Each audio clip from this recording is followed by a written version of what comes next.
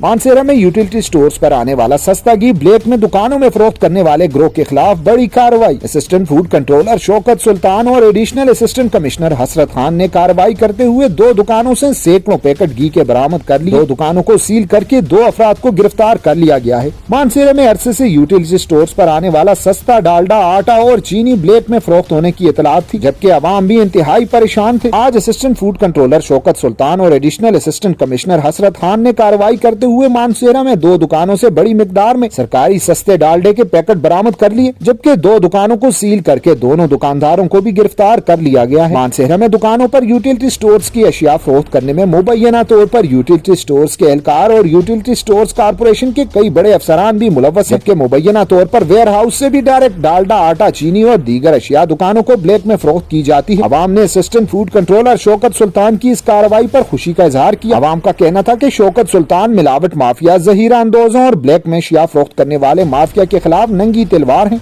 इनके ऐसे इकदाम से ही मानसेरा के शहरियों को बहुत रिलीफ मिलता है। अवाम ने कहा कि उम्मीद है कि मानसेरा में इंतजामिया मजीद भी ऐसे लोगों के खिलाफ कार्रवाई जारी रखेगी।